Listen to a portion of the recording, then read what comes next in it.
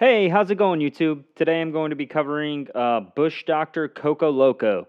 I figured I'd make an information video on this medium because I've done a lot of research and could not find a whole lot of information on this medium in particular, so I figured I'd share some of my experiences while growing with this medium.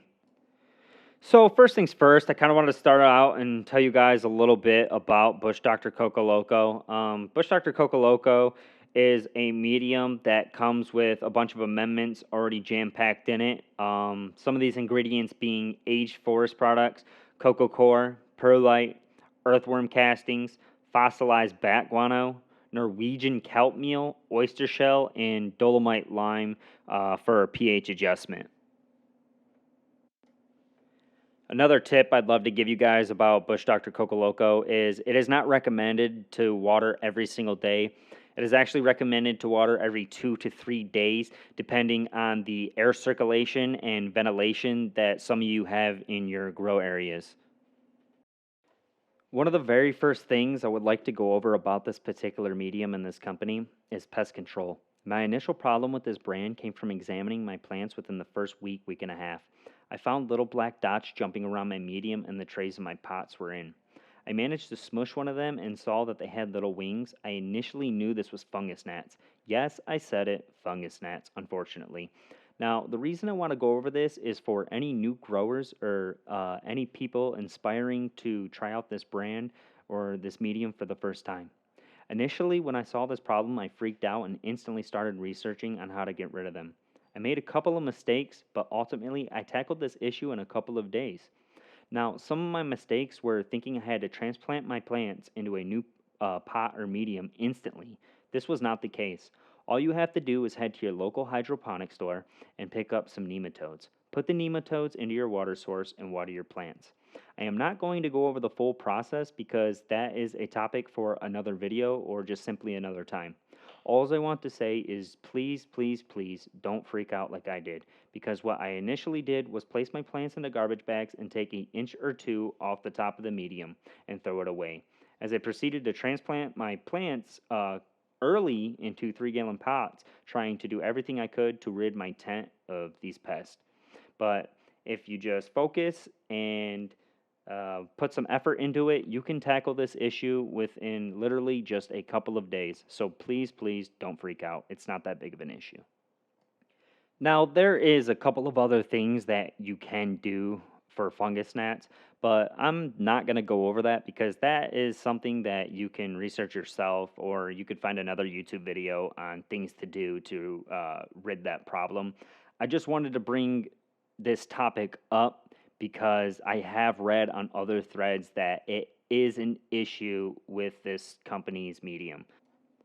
The reason I want to say it is an issue with this company's medium is because I forgot to mention I live in a climate where these fungus gnats in the winter they do not thrive. I mean, the temperatures where I live a lot of times during the day and during the night during winter reach into the negatives. Now, that type of climate, these bugs cannot thrive in. So that is literally the only way they could have gotten to the tent. I just wanted to add that in there because I forgot to mention that earlier. Now, let's move on to deficiencies. Some of the deficiencies that I found using this medium were after 2 weeks of transplanting my girls into 3 gallon pots, I ran into a CalMag deficiency. Now, a CalMag deficiency can be determined by examining the top end half of your plant to the lower end half of your plant, and you're looking at the fan leaves. The fan leaves will start to appear little orangish brown rust looking spots. Now, these spots, they can form from other issues such as fungus, but the way to tell if it's fungus is by taking your finger and rubbing it across one of the spots and seeing if it wipes off onto your finger. Now, if it does wipe off onto your finger, you have a fungus issue and not a CalMag issue. But in my particular situation, mine was a CalMag deficiency. So the way that you can solve a CalMag deficiency is by getting a solution, an organic solution of CalMag, and you can either put it into your water, or you can get a different version of it, is basically like a dry amendment version, is where it goes onto the top of the soil, and then you aerate the soil, and you mix it all around, and then you water your plants. Now, with a CalMag deficiency, you don't want to just jump to the gun and say that you need a CalMag solution. A lot of times, this can actually be fixed by making sure that your water is properly pH'd. Now, when I say properly pH, just before you go and pH your water, just make sure that whatever pH meter you are using, make sure you calibrate your pH meter before you pH your water. Because I know a lot of times it has happened to me, and I think honestly, in my situation, how it happened was a couple of days I got lazy on pH my water. I'm not gonna lie. I did not calibrate my pH meter for more than a week, and I believe that it was out of calibration, and this is what caused my CalMag deficiency. Seeing how on all the new growth, I did not have any of these orange or rust looking spots. So let's get into a little bit more about the pH level.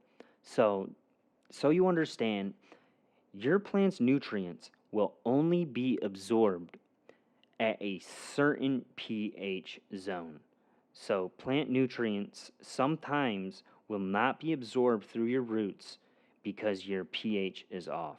Now, I'm going to provide a chart on the screen, and it's going to show the pH level for all of your plant's nutrients. Now, the last thing I really want to get into is the feeding schedule. This medium or this brand comes with enough nutrients inside of it to last your plant about 3 to 4 weeks.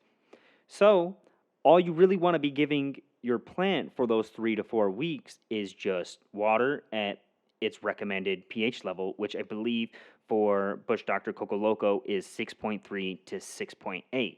Now, when you do hit this buffer zone at about 3 to 4 weeks, you want to add about a quarter of the amount of recommended amendments to the top of your soil. Do not do the full amount because you could potentially burn your plant. You want to do about a quarter to a little less than half.